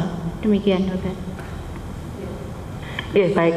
Jadi sebenarnya memang seorang peneliti itu bukan seorang peneliti yang baik, bukan seorang peneliti yang tidak pernah melakukan kesalahan, tapi justru memang kita harus sadari kesalahan itu apa, dan memang harus terbuka kita tuliskan pada limitasi sehingga nanti tidak akan terulang oleh researcher selanjutnya.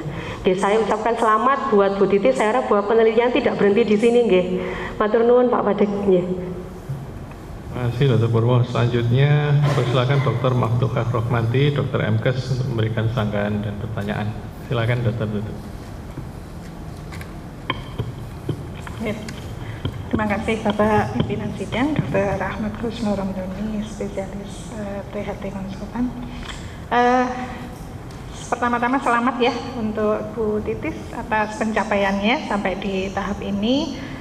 Saya yakin tidak mudah gitu ya, topik yang dipilih juga kalau dikaitkan dengan ilmu kedokteran memang tidak mudah, banyak faktor yang pasti akan mempengaruhi, sehingga memang dibutuhkan penjelasan yang detail, yang ilmiah, yang bisa diterima oleh berbagai kalangan ya, terutama kalangan akademis, tapi juga tentunya bisa diterima oleh kalangan non akademis ya, terutama yang umat Islam yang mungkin akan menerapkan ini ya.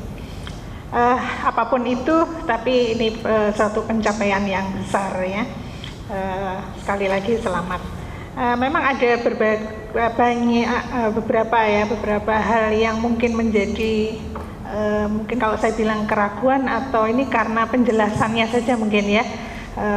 Jadi saya rasa ada beberapa semua yang disampaikan oleh para penyanggah tadi, menurut saya memang benar adanya, perlu diperjelas gitu ya di dalam naskah maupun nanti mungkin di artikel publikasinya, karena justru hal tersebut yang menjadi value dari hasil riset yang Ibu lakukan ya. Baik. Secara keseluruhan ada dua hal ini yang mungkin karena keterbatasan yang ingin saya sampaikan, beberapa ada kaitannya dengan pertanyaan para penyanggah yang lain. Yang pertama yang ingin saya berikan komentar dan mungkin mohon penjelasan adalah terkait pemilihan 8 asma Allah yang pada penelitian ini ya. Memang tadi mungkin saya lupa yang menyampaikan bahwa itu mungkin ritual yang dilakukan oleh Promovenda selama ini, atau ada referensi tertentu mengapa dipilih 8 itu gitu ya. Dalam naskah disampaikan memang Asmaul Husna ini kan tidak hanya sekedar lisan menyampaikan, tapi ada kognitif di sana disampaikan, ada emosi yang berperan di sana gitu ya. Nah tentunya pemilihan nama Allah ini enggak asal gitu kan. Tadi disampaikan mungkin ada kaitannya dengan arti, makna. Nah, tetapi 99 nama itu tentu semuanya baik dan berkaitan dengan imunitas barangkali akan lebih banyak lagi gitu. Nah, sehingga menjadi pertanyaan bagi kami, bagi saya ya, alasan pemilihan itu apa, dan menurut Promovenda apakah kalau dipilih nama lain bisa berbeda ya gitu. Nah, saya mencoba mencari di pembahasannya ini nggak muncul gitu ya sama sekali. Jadi di latar belakang juga tidak disampaikan 8 nama yang dipilih gitu ya. Maksudnya bukan hanya alasan, tapi nama Allah yang dipilih saja nggak ada gitu di latar belakangnya. Kemudian di kerangka konsep disampaikan di sana hanya Asmaul Husna gitu. Padahal yang dilakukan hanya 8. Di hasil, di pembahasan itu saya mencari kok tidak terlalu jelas ya gitu ya. Sehingga saya jadi berpikir apakah menurut Promovenda ini hal ini nggak penting gitu. Maksudnya tidak penting untuk tidak berpengaruh nantinya, tidak penting untuk dijelaskan, tidak penting untuk dibahas, dan apakah menurut Promovenda ini nggak berpengaruh pada hasil. Padahal tadi makna kognitif, kemudian emosi terkait itu akan bisa sangat berpengaruh gitu ya. Itu yang nomor 1. Jadi alasan pemilihan, dan sebenarnya pertanyaan saya juga sama tadi seperti Dr. Purwo tadi, alasan berapa harinya. Jadi asma yang dipilih ini kenapa itu, kenapa nama-nama itu, dan kenapa 11 hari ya. Tadi sudah mungkin yang 11 hari sedikit disampaikan. Itu yang pertama, karena hal ini kalau misalnya ini riset tentang efek obat gitu ya, nah itu penting, pemilihan obatnya itu menjadi sangat penting gitu. Kalau mau pakai sama-sama antibiotik, sama-sama satu golongan tapi jenis antibiotiknya berbeda, atau mau pakai dislipidemia gitu ya, mau simvastatin, mau lovastatin, itu bisa berbeda gitu hasilnya. Nah ini menurut Promovenda apa tidak terlalu berpengaruh sehingga tidak ada penjelasan dalam naskah. Yang kedua yang ingin saya tanyakan adalah terkait indikator stres. Nah, tadinya terus terang saya juga agak rancu membaca ini. Saya pikir yang menjadi sampel ini adalah pasiennya gitu ya. Tadi karena mendapat pengobatan dan sebagainya. Nah, tapi ternyata yang merawat gitu ya.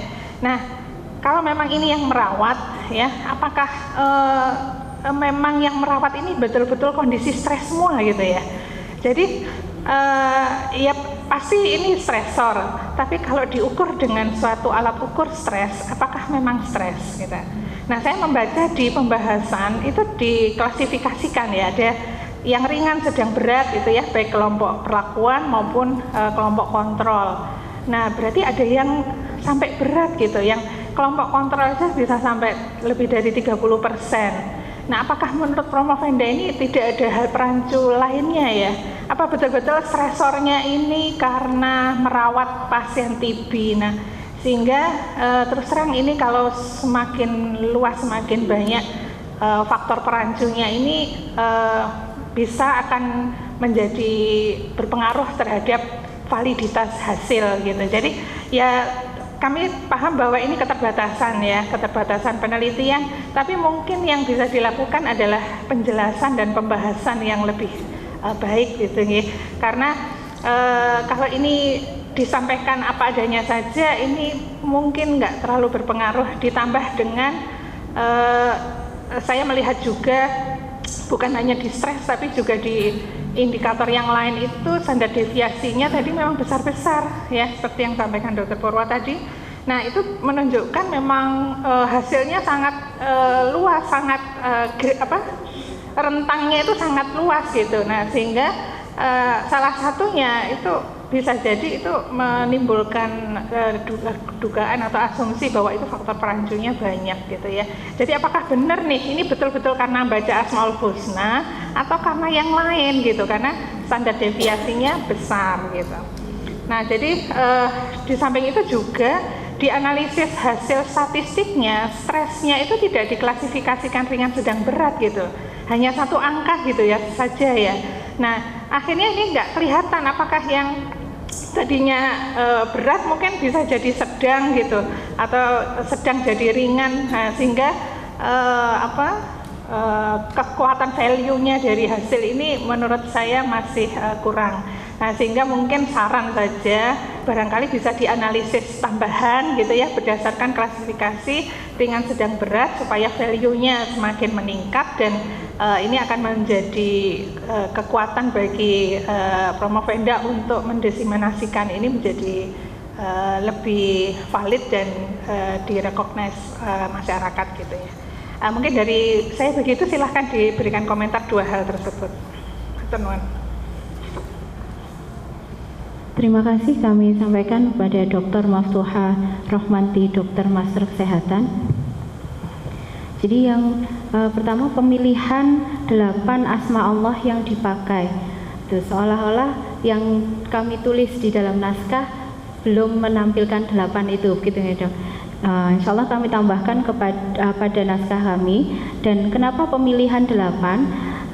Ini adalah hasil konsultasi kami kepada para kiai gitu dan ustadz untuk pilihlah yang sesuai dengan kebutuhanmu. Nama Allah itu bisa disebut berulang-ulang yang jumlahnya tidak terbatas. Begitu penjelasan dalam Al-Quran. Jadi untuk pemilihan ini dasar cerita yang saya pakai adalah riwayat perawi hadis yang awalnya tidak bisa mendengar dan buta begitu. Akhirnya ibunya yang utun dan giat untuk menyebut asma Allah, maha mendengar dan maha melihat, keajaiban terjadi. Dan disitulah dasar kenapa Asmaul Husna selain dari Al-Quran, dari perawi hadis juga mengatakan bisa dipilih sesuai dengan makna yang dibutuhkan. Misalnya ketika seperti akan menghadapi ujian seperti ini, maka yang akan saya baca adalah ya alim, ya alim, ya alim gitu, karena Allah yang ilmunya maha luas gitu. Ketika cupet napa nyuwun rezeki ya rozak dan seterusnya. Sehingga berdasarkan setelah hasil konsul dengan para kiai dan ustadz, dirumuskan tentang 8 nama itu yang tidak terlalu panjang, sehingga orang awam pun yang awalnya tidak terbiasa dengan zikir yang pendek-pendek tapi bisa dilakukan dengan makna yang mengena. Begitu. Yes, mohon maaf saya mengomentari dari penjelasannya. Justru itu ya. Jadi ijazah gitu ya, ijazah zikir dari poroya itu harganya itu harta karun gitu kan. Nah, jadi itu justru sangat penting, makanya saya mencari di dalam naskah itu. Memang itu yang saya maksudkan. Jadi setiap tujuan tertentu, setiap orang yang berbeda saja dengan tujuan yang sama, ijazah zikirnya bisa beda gitu. Nah, sehingga ini menjadi hal penting untuk dijelaskan di dalam naskah gitu. Ya itu yang baik, terima kasih dokter. Kemudian untuk yang kedua terkait dengan indikator stres, akan kami tindak lanjuti dengan analisis tambahan, terutama untuk yang kategori ringan, sedang dan berat, sehingga value dari hasil akan lebih tampak. Untuk memastikan bahwa stresnya itu dari merawat, jadi pada saat mengisi kuesioner skala stres, kami bertanya, apakah pada saat merawat penderita panjenengan merasakan ini? Jadi kami awali dengan apakah pada saat merawat penderita gitu. Dari penelitian sebelumnya bahwa merawat penderita TB mayoritas caregivernya pada skala stres sedang. Jadi dikatakan kalau sedang berarti sudah mulai ada perubahan dari respon tubuh, sehingga kalau tidak diolah dengan baik akan jatuhnya kepada distres yang lebih berat. Begitu dokter.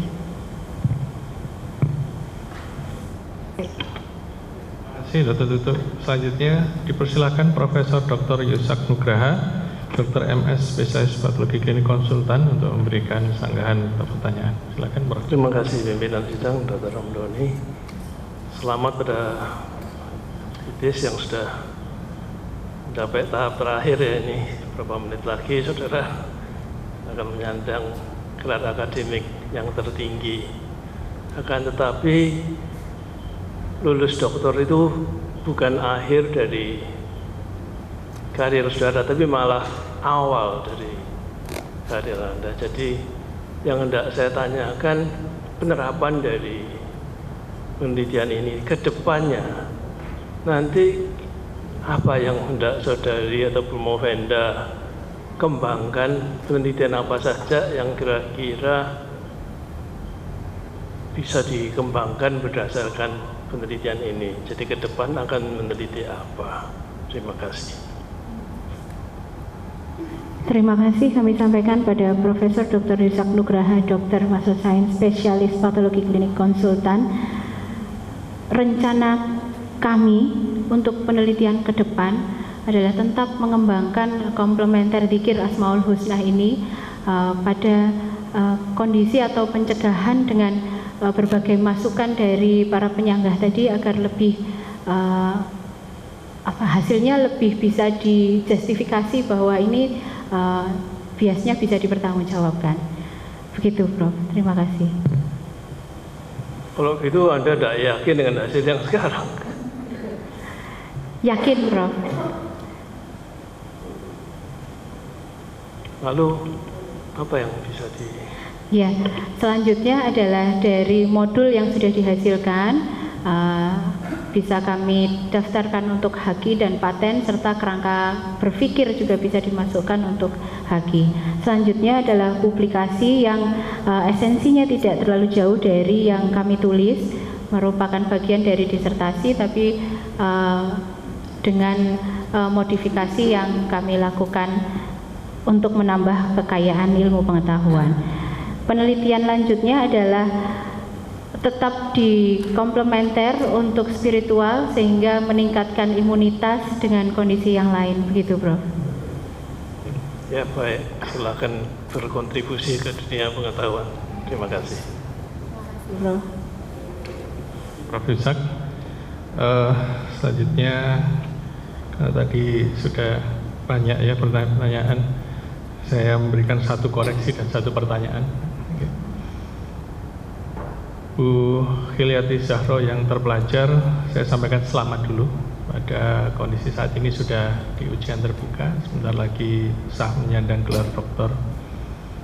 Mungkin koreksi ya, yang pertama terkait dengan NRAMP 1, ini disebutkan di kerangka konsep bahwa itu mengikat FE. Nah, tapi setelah saya baca-baca lagi, ini betul mengikat atau tidak, ternyata dia itu bukan mengikat, tapi memompa keluar kation di valen yang khususnya di sini adalah Fe, sehingga MTP yang ada di fagosom tadi kekurangan Fe, sehingga dia mati. Jadi bukan diikat Fe-nya itu oleh NRAMP itu, tapi NRAMP itu membuang Fe yang ada di dalam fagosom itu ya, gitu ya. Baik, pertanyaan saya ini pada kasus ini ya, yang diambil sampel, yang perlakuan, orangnya ini sudah terinfeksi atau belum? Karena di hipotesis ke-6 ini kan untuk melindungi ya, bahasa melindungi ini di pemikiran saya ini belum terinfeksi gitu. Namun di sini diputus ada keterbatasan tidak diperiksa IGRA gitu. Nah, ini antara konsep yang dibawa dengan tujuannya ini, mohon penjelasan. Silakan. Oke. Terima kasih pimpinan sidang Dr. Ahmad Husnur Romdoni, spesialis THT bedah kepala leher subspesialis onkologi konsultan. Jadi perlakuan yang kami jadikan sebagai responden adalah orang sehat. Orang sehat ini dinyatakan dari surat keterangan sehat yang dilakukan atau diperiksa oleh dokter. Jadi dikeluarkan surat keterangan sehat menyampingkan bahwa responden ini memiliki bakteri TB di dalamnya atau tidak, itu tidak kami teliti, sehingga kalau yang serumah caregiver ini dinyatakan oleh sehat dan tidak menunjukkan gejala pada 3 bulan terakhir atau keluhan batuk, maka kami masukkan sebagai kriteria inklusi di responden kami. Ya, saya tuh justru berpikirnya gini, ini tidak usah dikasihkan ke caregivernya gitu ya, diberikan kepada orang yang sakit TB-nya itu maksudnya. Kenapa demikian? Karena yang sudah terinfeksi itu jelas kan orang yang sakit TB. Kalau caregiver tadi tidak diperiksa ya, dia terinfeksi atau tidak. Namun kerangka konsep yang dibawa di bawah itu, kotak yang bawah ada makrofag, itu adalah kerangka konsep saat makrofag paru, yaitu ada TB di situ terus masuk ke makrofagnya begitu. Itu artinya kan itu dianggap terinfeksi atau bukan kalau gitu? Mungkin terinfeksi tapi belum terdiagnosis, tidak menunjukkan jadi artinya manifestasi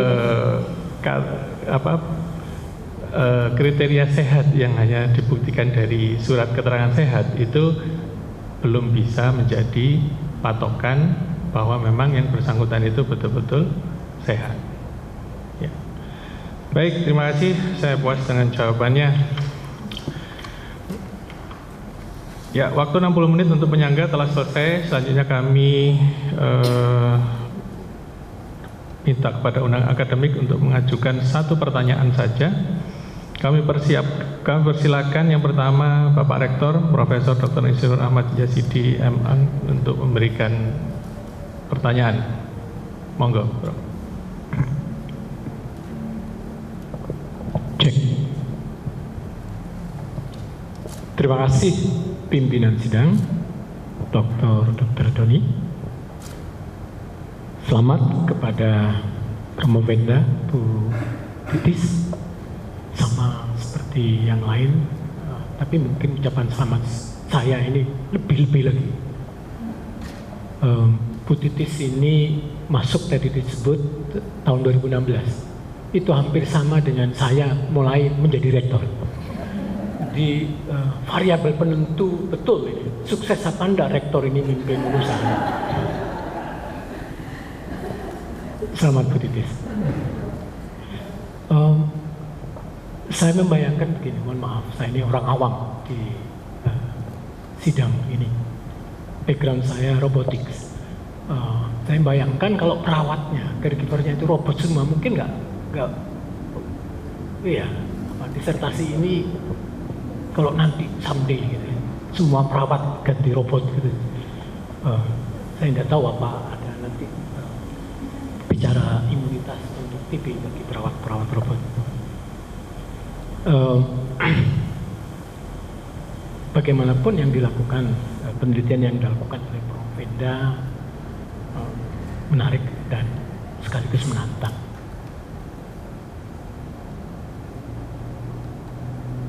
Tantangan yang dihadapi oleh peneliti di samping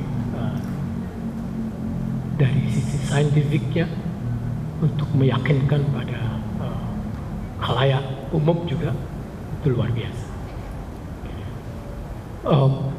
Pertanyaan saya tadi disampaikan bahwa zikir Asmaul Husna yang 8 itu dalam penelitian ini dilafalkan pada saat setelah subuh. Ya.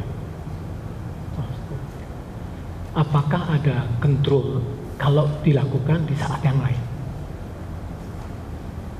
Apakah dilakukan penelitian itu untuk melihat efektivitasnya atau apalah istilahnya? Mohon dijelaskan. Terima kasih kami sampaikan pada Bapak Rektor UNUSA, Profesor Dr. Insinyur Ahmad Yazidi, Master Engineering. Yang pertama, kalau perawatnya robot nanti tidak ada caring, Prof, tapi roboting. Jadi karena perawat di sini adalah caring perannya. Jadi yang kedua, robot ke depan ada caringnya juga. Oh, ada. Kalau humanistiknya, ya gitu ya, Prof. Baik. Selanjutnya adalah ketika zikir ini dilakukan atau dibaca di luar waktu subuh, apakah ada pembandingnya gitu ya, Prof? Pada penelitian kami tidak ada pembanding dalam waktu yang berbeda. Jadi semua pelaksanaannya adalah dilakukan pada waktu subuh. Kenapa pada waktu subuh? Disitulah kalau secara respon biologis hormon-hormon mulai beranjak naik, sehingga respon yang diharapkan ketika persepsinya positif, respon dari tubuhnya juga akan positif. Selain itu dari sisi agama ada waktu subuh yang kalau kita zikir sampai syuruk, di situ akan ada manfaat-manfaat keutamaan yang bisa kita raih di situ. Jadi ada hadis juga yang menyatakan bahwa ketika sholat subuh kemudian 2 rakaat sebelumnya didahului dengan sunnah, sholat subuh dilanjutkan zikir sampai syuruk, maka akan mendapatkan keutamaan dunia akhirat. Begitu, Prof, doktrin dari agama. Sehingga kenapa kami pilih dari waktu subuh, karena disitulah keutamaan waktu subuh, keutamaan dan kemuliaan dunia akhirat. Amin. terima kasih. Saya puas dengan jawaban itu. Cuman yang mengganggu saya gitu. Pada saat subuh kondisi tubuh memang sedang yang terbaik. Tapi justru bagaimana ketika pada saat kondisi tubuh tidak begitu baik dan kemudian ada zikir. Seberapa kuat zikir itu kemudian dari yang tidak baik menjadi lebih baik. Terima kasih, Prof. Kadang nggak dimasukkan. Ya, ini Prof. Yazidi memberi tantangan ini ya. Bagaimana kalau yang tidak baik kemudian dilakukan zikir ini gimana ya, Prof ya? Mungkin Prof Yusuf nanti kerjasama lagi dengan Ketut, dengan Dr. Purwo, dengan yang lainnya untuk riset berikutnya. Selanjutnya saya persilahkan Profesor Dr. Mulyadi, spesialis paru, untuk memberikan pertanyaan. Silakan, Prof. Terima kasih Pak Wasda, Dr. Romdoni. Selamat ya kepada Promopenda dan kepada promotor atas pencapaian Promopenda hari ini. Ini pendekatan psikoneuroimunologi dalam penatalan kesehatan pasien. Jadi saya teringat 25 tahun yang lalu, hampir 30 tahun itu, Direktur Pasca Sarjana itu Prof. Sudiono, salah satu yang sangat mensupport, mendukung supaya pengembangan psikoneuroimunologi, dan hari ini salah satunya yang sudah mulai banyak muncul penelitian di UNER. Sekali lagi selamat. Saya ingin menanyakan satu aja, itu saya mungkin tadi saya mau tanya juga seperti ditanyakan oleh Dr. Romdoni tentang apakah ini tidak sebaiknya untuk orang yang sakit. Kaitannya apa? Untuk meningkatkan respon imunologi pada penanganan TB. Kita tahu penanganan TB itu ada fase intensif dan fase lanjutan. Dan bagaimana menurut pendapat Prof. Enda hal ini terkait dengan ada statement dari kementerian pemerintah bahwa saya sendiri kurang sependapat itu, mengatakan bahwa akan dicoba sanatorium kembali untuk pasien-pasien TB. Pada perkembangan ilmu kan sudah begitu luasnya. Yang penting kan fase intensif untuk fase sterilisasi itu kan, dan respon imun ini sangat bermanfaat. Bagaimana menurut pendapat Prof. Enda? Terima kasih. Baik. Terima kasih kami sampaikan kepada Profesor Dr. Mulyadi, spesialis paru konsultan, untuk masukan bahwa apakah tidak sebaiknya responden adalah orang sakit. Mungkin akan ke depan kami berkolaborasi untuk penelitian berikutnya. Selanjutnya tentang penata laksanaan TB yang kita tahu ada dua fase, yaitu fase intensif dan fase lanjutan. Fase intensif dilakukan 2 bulan dan lanjutan 4 bulan. Sepanjang yang saya baca bahwa ketika penderita minum obat secara rutin pada fase intensif, maka virulensi pada tubuh penderita menurun atau bahkan tidak menular, sehingga kok kalau isu sanatorium itu dibuka kembali ya sepertinya perlu dibicarakan kembali apakah TB menjadi sesuatu yang menular, padahal COVID juga lebih menular gitu ya Prof. Untuk penata laksanaan dengan pendekatan zikir yang kami lakukan, harapan kami adalah zikir Asmaul Husna ini bisa menjadi terapi komplementer baik bagi keluarga maupun bagi pasien, terutama kalau bagi keluarga bagaimana dia mengelola stres sehingga masuk pada kondisi stres yang positif sehingga imunnya dan respon tubuhnya juga menjadi positif untuk memerangi atau mencegah supaya tidak tertular. Untuk yang penderita mungkin jalurnya juga akan sama ya Prof. Jadi ketika nanti stres pada kondisi dia sakit bisa diolah dengan baik, eustress kondisi eustress, sehingga imun dari penderita TB juga akan meningkat. Demikian yang bisa kami sampaikan. Ya, terima kasih, saya sangat puas atas programnya. Terima kasih. Terima kasih Prof. Mulyadi. Selanjutnya kami minta Ibu Sri Haryuni, Eskep NS Mkep. Beliau adalah Dekan Fakultas Ilmu Kesehatan Universitas Kediri. Monggo.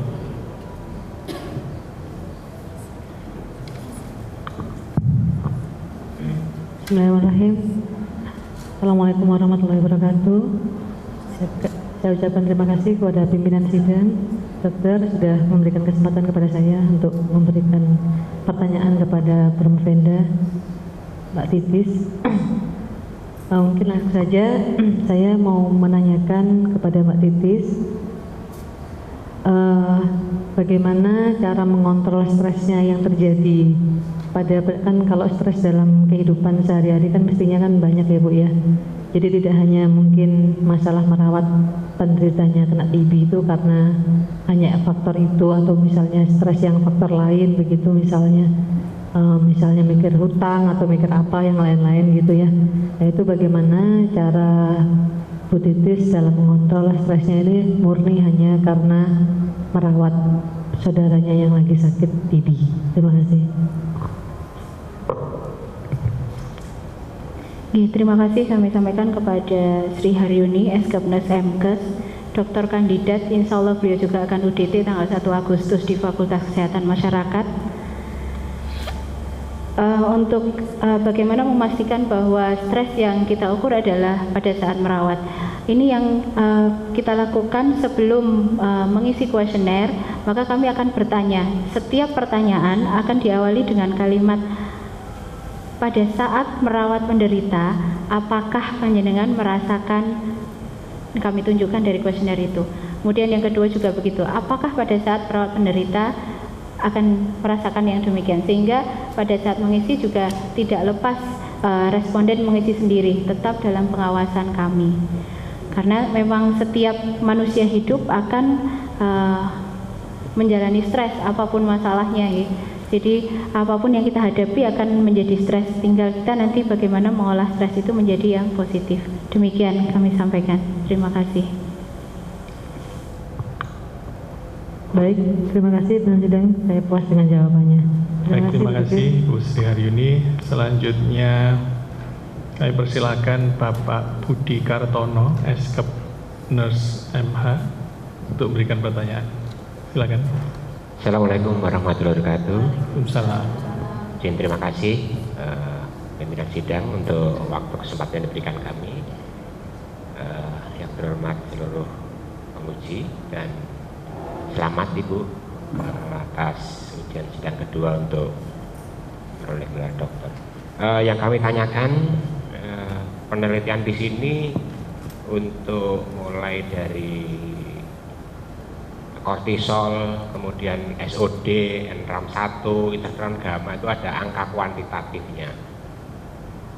Apakah ada dijelaskan, mungkin barangkali dengan penjelasan untuk standarnya kortisol yang normal itu berapa, sehingga kalau ada peningkatan 10 atau 20% itu apakah bisa meningkatkan 2 kali lipatnya gitu. Barangkali kalau memang bisa dijelaskan, mungkin termasuk interferon gamma barangkali untuk penjelasan angka ini, sehingga kita bisa melihat wah nanti saya akan meningkatkan sekian kuantitatifnya. Kalau memang tidak kuantitatif ya mungkin kualitatifnya barangkali sedang itu bisa meningkatkan 2 kali lipatnya, 3 kali lipatnya, mungkin ada demikian. Terima kasih. Terima kasih Bapak Budi Kartono, Eskepnes Mkep, Eskepnes Enhum ya Pak.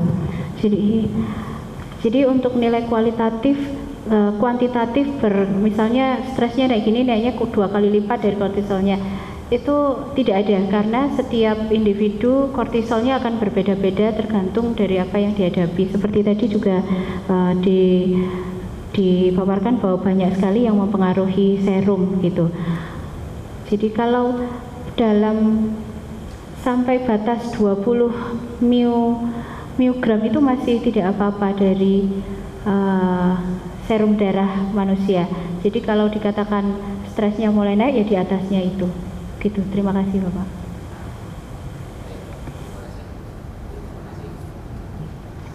Ya, terima kasih Pak Budi Kartono, Eskep Nurse MH.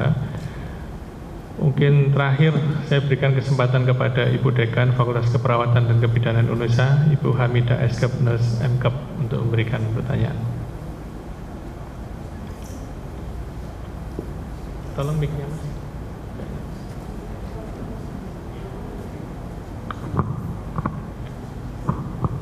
Mas. Baik, terima kasih pimpinan sidang. Selamat kepada Promovenda Bu Ciliatis. Tadi sudah banyak masukan pertanyaan gitu ya.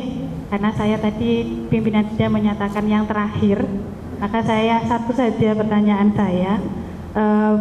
Bu Ciliatis sebagai dosen di FKK UNUSA, apa rencana tindak lanjut yang panjenengan lakukan dari hasil disertasi panjenengan hari ini? Terima kasih.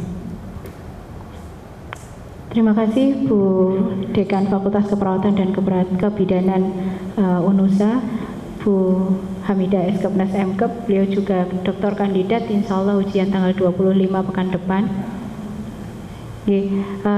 Rencana kami, karena ini penelitian, jadi insya Allah juga akan masuk dalam pengembangan pendidikan dalam kurikulum yang bisa masuk ke dalam RPS gitu Ibu. Hasilnya diupayakan nanti menjadi evidence base untuk kebaruan ilmu dalam keperawatan medical bedah yang saya pegang. Terima kasih Bu. Terima kasih pimpinan sidang, saya puas dan juga mohon Promovenda nanti ini juga tidak hanya pada KMB kemungkinan ya, jadi ada mata kuliah yang lain karena kebetulan Fakultas Keperawatan dan Kebidanan UNUSA ini salah satu keunggulannya adalah di komplementer. Jadi bisa juga nanti memberikan masukan untuk mungkin bisa diterapkan juga untuk teman-teman yang ada di kebidanan. Terima kasih, saya puas dengan jawabannya Bapak Pimpinan Sidang. Ya, terima kasih Bu Hamidah. Ya betul, ya ini kalau memang kita bicara komplementer, ya ini yang realnya Prof. Yasidi. Ini sudah dibuktikan dan terbukti dengan berbagai catatan. Sidang ujian akhir terbuka yang saya hormati, waktu ujian sudah berakhir. Permintaan maaf pada undangan akademik yang belum mendapat kesempatan untuk bertanya. Selanjutnya pimpinan sidang akan mengadakan yudisium untuk penetapan predikat disertasi Promovenda. Promovenda dan para undangan akademik dimohon meninggalkan ruang sidang ujian doktor terbuka dan dipersilahkan kembali pada saat pengumuman hasil yudisium. Berdasarkan hasil rapat yudisium ujian doktor terbuka dan setelah mempertimbangkan prestasi yang telah dicapai Promovenda selama dalam pendidikan, ketekunan dan kesungguhan kerja Promovenda dalam melakukan penelitian, ketelitian dan ketekunan dalam mempelajari kepustakaan, kemampuan Promovenda dalam menarik kesimpulan yang bermanfaat, cara Promovenda mempertahankan disertasi yang menggambarkan kemampuan Promovenda dalam menguasai dengan baik bidang ilmu yang diteliti, semangat Promovenda dalam upaya menyelesaikan pendidikan, kredibilitas ilmiah dan kegunaan, serta sumbangan yang berharga dari disertasi Promovenda untuk ilmu pengetahuan. Selain itu juga memperhatikan satu, penilaian yang dilakukan oleh panitia ujian doktor tertutup tanggal 27 Maret 2023 yang diketuai oleh Profesor Dr. Yusak Nugraha Dr. MS SPPK Konsultan. Dua, segala peraturan dan wewenang yang ada pada program studi Doktor Ilmu Kedokteran Fakultas Kedokteran Universitas Airlangga. Maka dengan ini pimpinan sidang memutuskan bahwa disertasi Saudari Promovenda diterima. Dan dengan demikian Saudari Ciliatis Zahro Eskep NS MKep telah menyelesaikan pendidikan doktor di program studi ilmu kedokteran dengan masa studi 6 tahun 11 bulan serta dinyatakan lulus dengan predikat sangat memuaskan.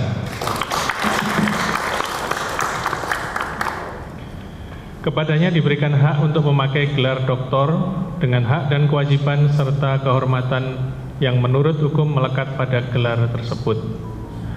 Dr. Ciliatis Zahro Eskep Nurse MKep adalah doktor ke-1003 dari program studi Doktor Ilmu Kedokteran Fakultas Kedokteran Universitas Airlangga. Dipersilahkan kepada Promovenda untuk menyampaikan pesan dan kesan. Terima kasih pimpinan sidang, Dr. Ahmad Husnur Ramdhani.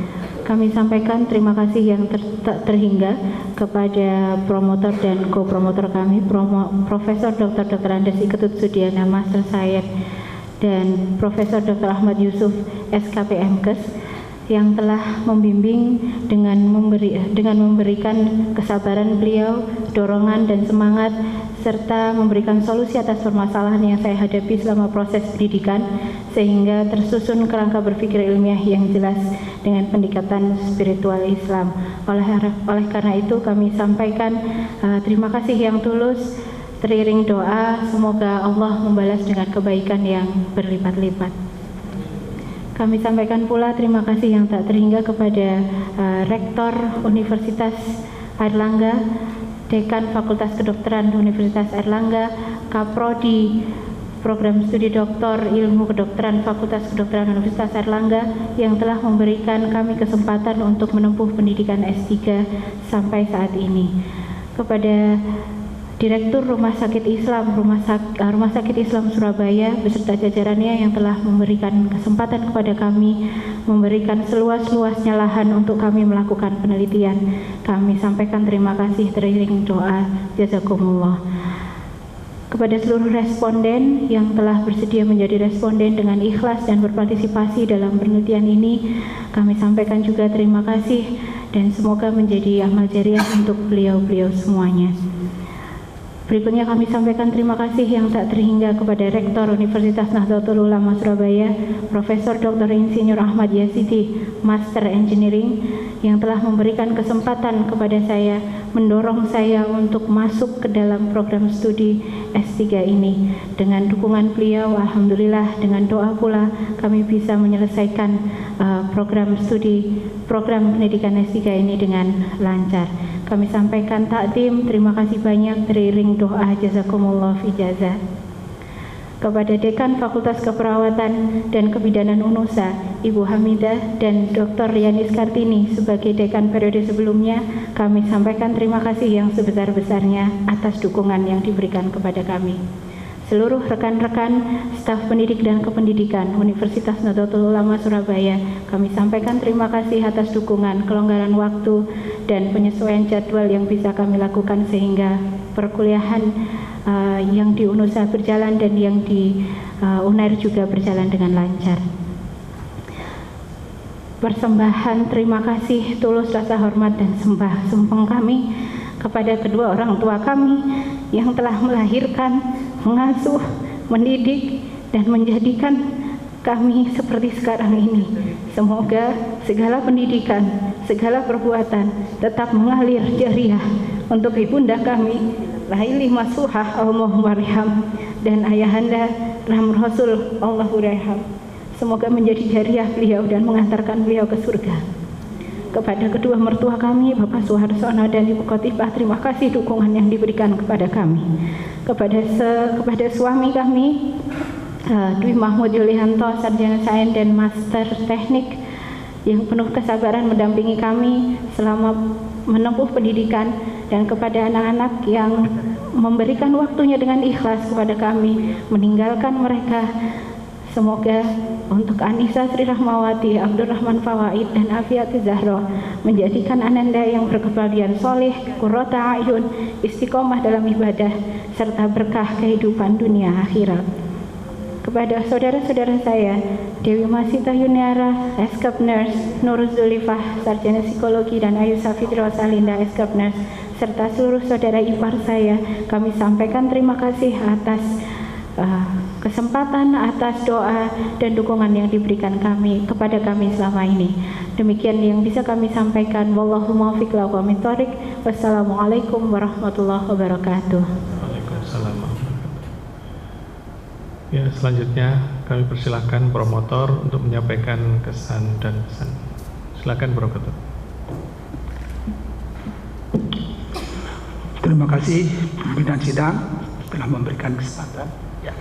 Kami atas nama promotor dan co-promotor, pertama-tama saya mengucapkan terima kasih pada tim penguji, mulai dari kualifikasi sampai tertutup yang diwakili oleh Prof. Yusuf. Ya. Kemudian saya juga mengucapkan terima kasih pada tim penguji yang telah memberikan evaluasi, masukan untuk perbaikan daripada disertasi. Ya. Kemudian juga saya mengucapkan terima kasih pada pimpinan sidang, selain memberikan masukan evaluasi juga telah mengatur lancarnya sidang.